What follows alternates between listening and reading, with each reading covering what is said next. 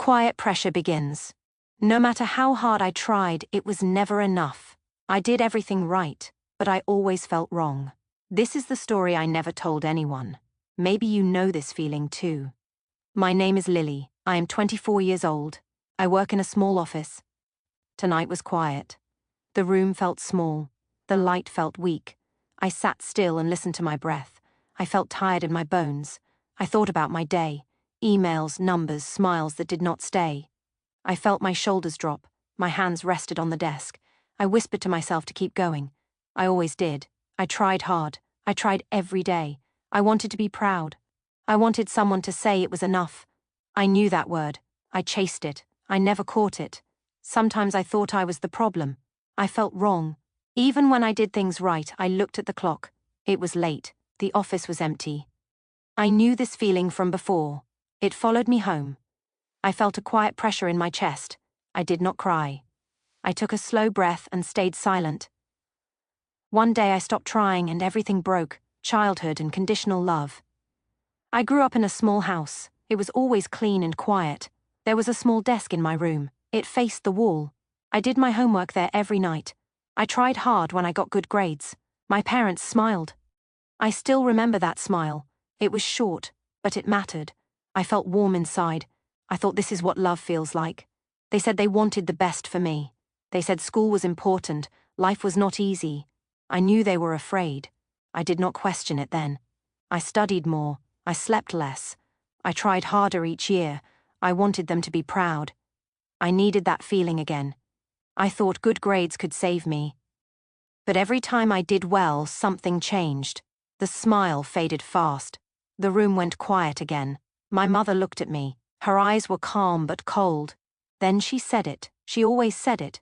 Look at other kids. Her voice was soft. The words were heavy. I felt my back grow stiff. My hands stopped moving. I stared at my paper. I did not speak. I whispered to myself to be better next time. Other kids were always ahead. Better scores, better schools, better lives. I felt small when I heard their names. I thought love had a rule. If I did better, I would be enough. If I failed, I would lose everything. At night, I lay in bed and looked at the ceiling. I felt tired, but my mind stayed awake. I knew I could not move on yet. That promise stayed with me for years. I believed it, and slowly it shaped who I became. Adult life, same expectations. I grew up, but the pressure did not leave me. It followed me into adult life. I studied well. I finished school. I found a job. I worked in a small office. I came early every day. I answered emails. I checked numbers. I stayed late. I tried hard just like before. At home, nothing changed. My parents still asked about work. They still asked about my future. I told them I was doing fine. I told them my boss trusted me. I thought those words were enough. But soon the questions came back. Why not a bigger company? Why not a higher salary? My chest grew tight when they spoke. I kept my face calm. I nodded slowly. I whispered to myself to stay quiet. At family dinners, I sat straight. I held my spoon. I chewed slowly. I listened more than I spoke. My mother talked about other kids. She talked about promotions and success. She talked like it was normal. I grew small at the table. I looked down at my plate. I knew this feeling too well. Still, I did not give up. I worked harder at my job. I stayed later than my CO workers. One afternoon, my team had a meeting. My name was not called when tasks were given. I sat there smiling as something sank inside me. One day, my boss praised me. He said my work was good. He smiled and nodded. That night, I went home early. I carried that smile with me. My steps felt light on the stairs. I thought this time was different. I believed they would be proud. For a moment, everything felt calm. I told my parents about my work. I spoke slowly. My voice was soft. I waited for their reaction. My father stayed silent. My mother looked at me. Her eyes moved, not her face. She paused, then spoke. Other kids your age lead teams now. Her voice was flat. My hands froze on my lap. The room seemed smaller again. The air left my chest. I did not answer. I looked at the floor. I whispered to myself not to cry. My father added one line. He is younger than you. Then he looked away. Heat rose to my face. My back grew stiff. My mouth stayed closed. I cleared the table in silence. Plates touched, glasses moved. No one stopped me. Later that night, I sat alone. I ate cold food. The clock ticked loudly. I turned off the light. The room went dark. I stayed still for a long time. I was tired, but sleep did not come. I thought about my life. I knew I was trying my best. I whispered to myself that night, "Just try harder." I said it many times. Days passed, weeks passed. The pressure stayed the same. I carried it quietly. Then something happened. I did not see it coming. Overheard truths. That evening, I went home earlier than usual. The house felt quiet but not empty. I took off my shoes and walked slowly inside. I heard my parents talking in the living room.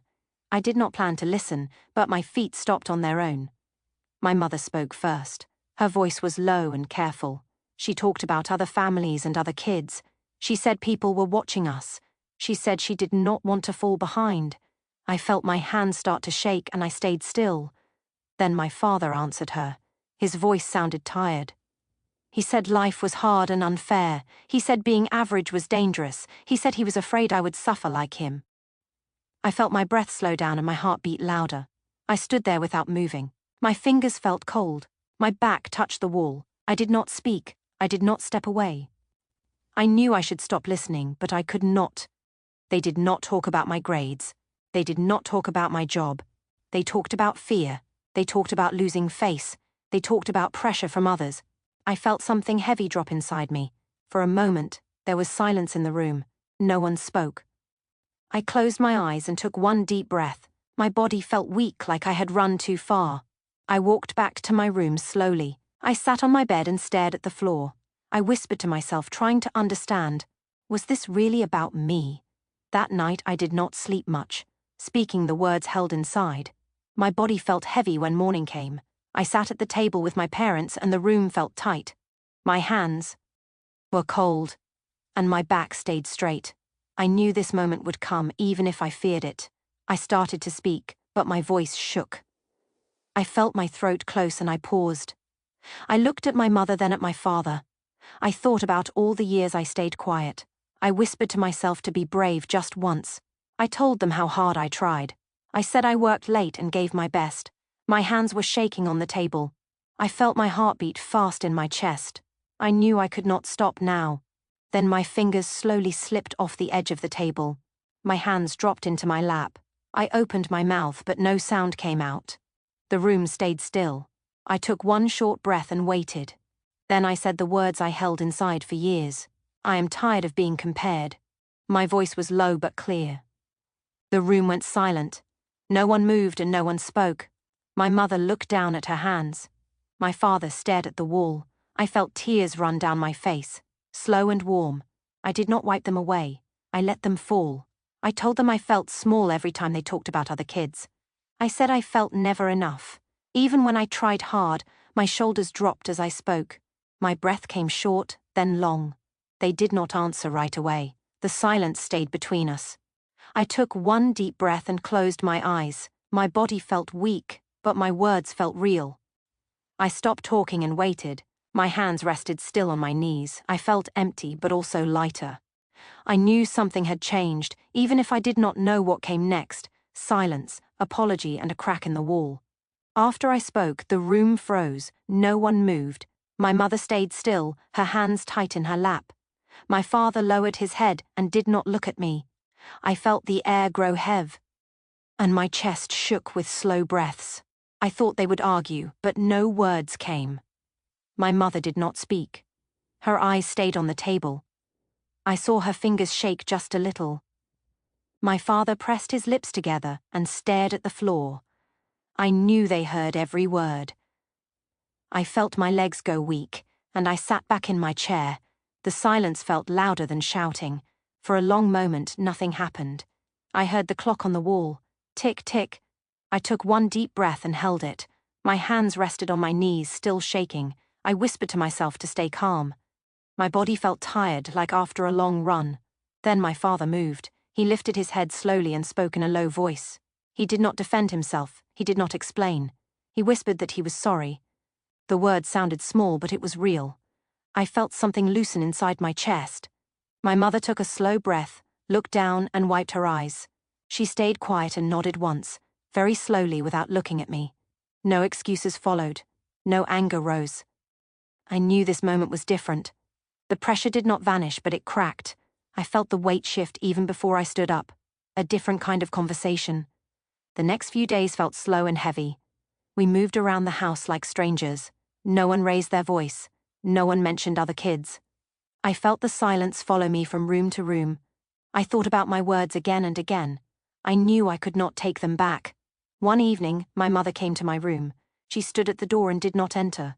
Her shoulders looked lower than before. Her hands were empty and they shook a little. I sat on my bed and waited. My heart beat fast, but I stayed still. She spoke very softly. She did not look at me at first. Then she said, "I was wrong." The words fell into the room and stayed there.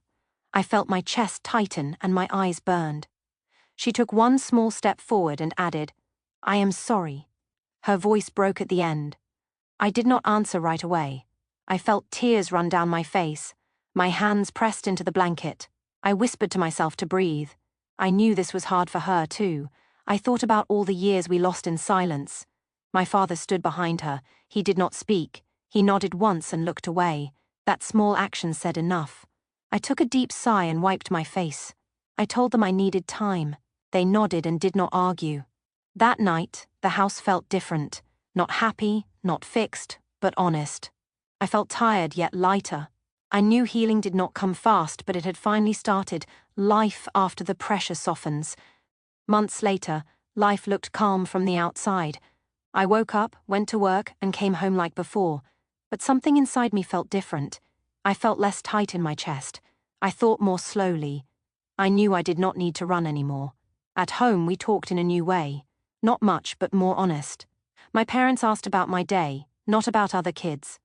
Sometimes my mother stopped herself in the middle of a sentence. I saw her pause and breathe.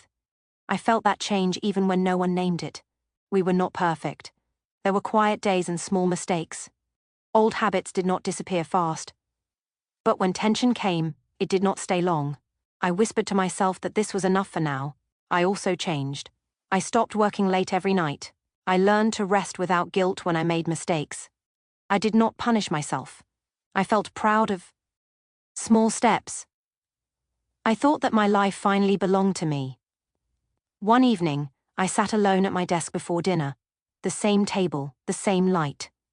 The room looked just like before, but my chest stayed calm. I took a slow breath and did not rush. Later, I sat with my parents after dinner. No pressure filled the room. The light was warm and soft. My mother smiled at me, not wide, but real. I smiled back, slow and quiet. For the first time, I did not feel afraid. Lessons from the story. You were never born to live by someone else's measure. I say this now because I learned it slowly. When I chased approval, I lost myself. When I compared my life to other kids, I felt never enough. I know this pattern and I choose to stop it. Life is not a race with one finish line. People grow up at different times and in different ways. Good grades, a big job, or a high salary do not define your value. I believe real worth comes from honesty and self-respect. When I listen to my own needs, I feel calm. When I move on at my pace, I heal. I share this because many people feel quiet pain like mine. I had to learn this the hard way. If you feel pressure from family or society, pause and breathe. You are allowed to choose your own path. You are enough even now. Lily's story may sound quiet, but it does not stay in the past. It connects to real life today and it connects to you. What happened to her is not rare. Many people feel this way now, even if they never say it out loud. You live in a world full of comparison. Family pressure, social media, and work goals push you to measure your life every day. When you compare too much, your self-respect slowly becomes weak. Over time, this pattern hurts both your mind and your body. One important lesson is about personal boundaries. Boundaries are not walls. They are clear lines that protect your energy and your time. When someone compares you to others, you can pause and choose not to accept it. You do not need to explain everything. You are allowed to say no, even to people you love. Each time you do this, you build quiet strength inside yourself. Another lesson is to stop chasing approval. Approval feels good, but it never lasts long. When your value depends on praise, you feel empty after it fades. You've already tried hard enough. Instead of checking other people's opinions, start checking your own effort. When you respect your work, you feel more stable. When you trust yourself, you move forward with less fear. Finally, choose self-respect every day. Self-respect grows from small actions. Rest when you are tired. Speak honestly when something hurts. Move on at your own pace. You have already survived many hard moments. You are not behind, you are learning, and that is enough for a meaningful life. Have you ever felt not good enough, no matter how hard you tried? I ask this because I felt it for many years. I thought I was alone with that quiet pressure. I knew how heavy it can feel at night when no one sees it. If my story touched you, you are not alone. If you have felt this way, comment 1 below. You do not have to explain. Just let me know you are here. Sometimes one small sign is enough to feel seen. I read the comments and I take them seriously. Your voice matters here. If this story helped you in any way, please like this video. It helps more people find it. Subscribe if you want to hear more stories like this. I will be here sharing and listening. Take care of yourself.